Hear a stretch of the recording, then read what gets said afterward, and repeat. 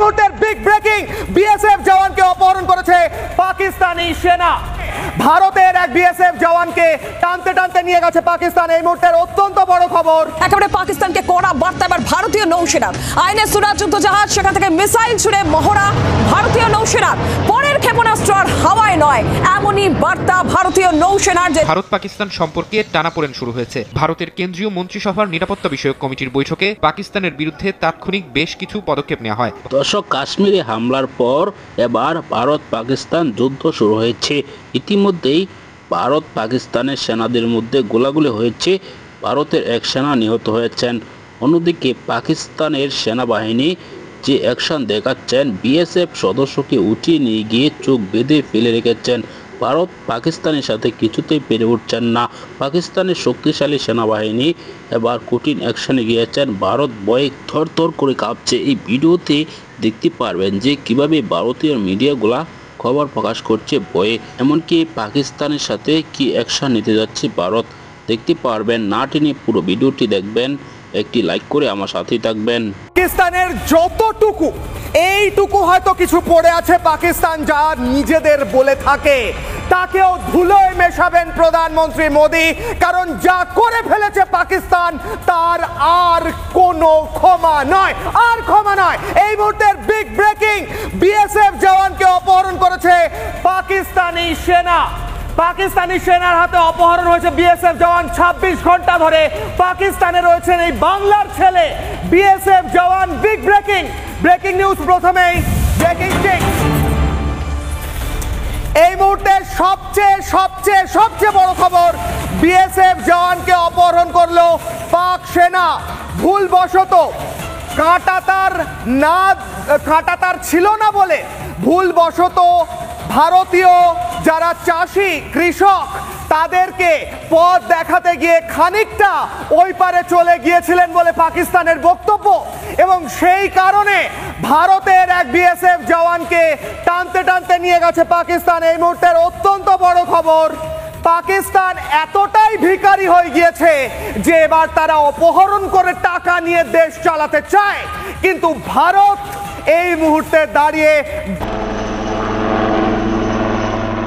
জম্মু কাশ্মীরের পেহেলগামে ভয়াবহ সন্ত্রাসী হামলার পর থমথমে গোটা অঞ্চল। যৌথ বাহিনীর নজিরবিহীন টহল চলছে বিভিন্ন এলাকায়। পর্যটন স্পটগুলোতে নিরাপত্তা কয়েক গুণ বাড়ানো হলেও শঙ্কায় ভুগছেন স্থানীয় সহ পর্যটকরা। জম্মু কাশ্মীরগামী প্রায় 90% বুকিং এরই মধ্যে বাতিল করে দেয়া হয়েছে বলে জানিয়েছে বিভিন্ন ট্রাভেল এজেন্সি। ভয়াবহ এই হামলার জেরে ভারত পাকিস্তান সম্পর্কে টানাপোড়েন শুরু হয়েছে। ভারতের কেন্দ্রীয় মন্ত্রিসভার নিরাপত্তা বিষয়ক কমিটির বৈঠকে পাকিস্তানের বিরুদ্ধে তাৎক্ষণিক বেশ কিছু পদক্ষেপ নেওয়া হয়। ভারতের পররাষ্ট্র সচিব বিক্রম মিশ্রি বলেন, দিল্লিতে পাকিস্তানের হাই কমিশনে নিযুক্ত সব সামরিক উপদেষ্টাকে বহিষ্কার এবং তাদের অবাঞ্ছিত ঘোষণা করা হয়েছে। একই সঙ্গে ইসলামাবাদে ভারতের হাই কমিশনে নিযুক্ত ভারতীয় সামরিক কর্মকর্তাদের ফিরিয়ে নিচ্ছে নয়াদিল্লি। হাই কমিশনগুলোতে কর্মরত কর্মকর্তাদের সংখ্যা 55 থেকে কমিয়ে 30 করা হবে বলে জানান তিনি।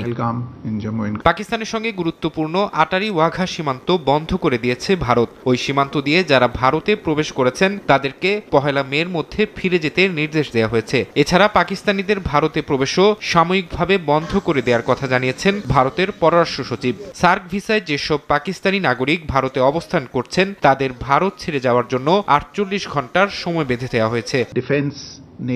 ভারত ও পাকিস্তানের মধ্যে সিন্ধু পানি চুক্তি অনির্দিষ্টকালের জন্য স্থগিত করা হয়েছে বলেও জানান বিক্রম মিশ্রি। 1960 সালে বিশ্বব্যাংকের মধ্যস্থতায় ভারত ও পাকিস্তানের মধ্যে এই আন্তর্জাতিক চুক্তি স্বাক্ষরিত হয়েছিল।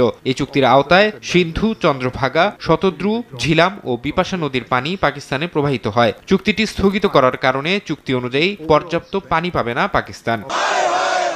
এদিকে পেহেলগামে সন্ত্রাসী হামলার পর বুধবার ভারতের বিভিন্ন শহরে পাকিস্তান বিরোধী বিক্ষোভ হয়েছে। এই হামলার জন্য পাকিস্তানকে দায়ী করে স্লোগান দিয়েছেন বিক্ষোভকারীরা। পাকিস্তানকে কড়া বার্তা এবার ভারতীয় নৌসেনা। আইএনএস সুরাজ যুদ্ধ জাহাজ, সেখান থেকে মিসাইল ছুড়ে মহড়া ভারতীয় নৌসেনার। পরের ক্ষেপণাস্ত্র আর হাওয়ায় নয়, এমনই বার্তা ভারতীয় নৌসেনার। যে ছবি আপনারা দেখতে পাচ্ছেন, আইএনএস সুরাজ যুদ্ধ জাহাজ, সেই যুদ্ধ জাহাজ থেকে মিসাইল ছুড়ে মহড়ায় ভারতীয় নৌসেনা। একেবারে কড়া বার্তা পাকিস্তানকে, যে হুঁশিয়ারি প্রতিরক্ষা মন্ত্রী দিয়েছেন, কড়া বার্তা দেওয়া হবে পাকিস্তানকে। পদক্ষেপ ভারতীয় মিসাইল ছুড়ে মহড়া।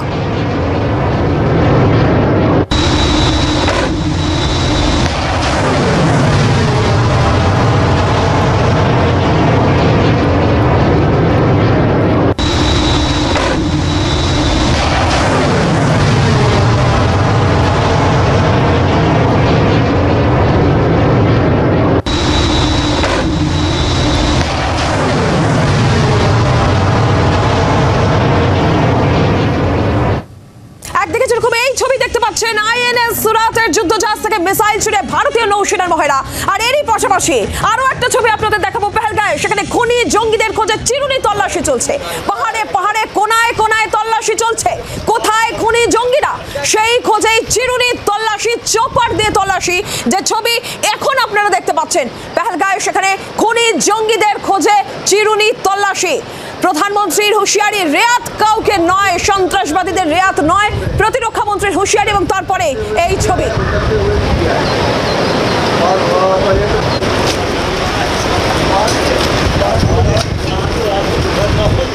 একদিকে ভারতীয় নৌসেনার মহড়া, যে ছবি আপনারা দেখতে পাচ্ছিলেন, সেখানে নৌসেনার যুদ্ধজাহাজ আইএনএস সুরাত থেকে মিসাইল ছুড়ে মহড়া, তবে পরের ক্ষেপণাস্ত্র হাওয়ায় নয়। একদিকে সেই ছবি, আর এরই পাশাপাশি খুনি জঙ্গিদের খোঁজে চিরুনি তল্লাশি চলছে পেহেলগামে। একেবারে পাহাড়ে কোনায় কোনায় কোথায় খুনি জঙ্গিরা, সেই খোঁজে চিরুনি তল্লাশি, চপার দিয়ে তল্লাশি, ড্রোন উড়িয়ে তল্লাশি। যে ছবি আপনারা দেখছেন।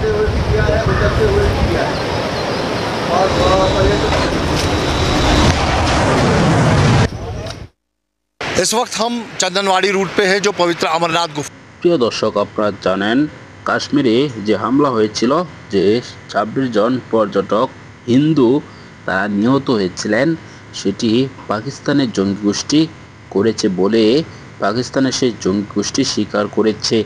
দর্শক, এরপরেই কিন্তু ভারত সীমান্তে উত্তেজনা তৈরি হয়েছে।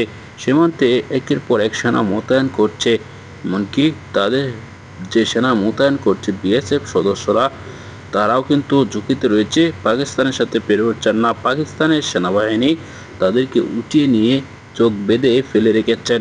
এরকম দৃশ্য কিন্তু চোখে ভেসে উঠেছে। ভারতের মিডিয়ায় তোলপা সৃষ্টি হয়েছে। এরকম দৃশ্য দেখে হতবাক নরেন্দ্র মোদী সহ ভারতের সকল জনগণ। তাহলে কি পাকিস্তানের সাথে যুদ্ধ হলেও কিছুতেই ভারতের সেনারা পাকিস্তানের সাথে পারবে না?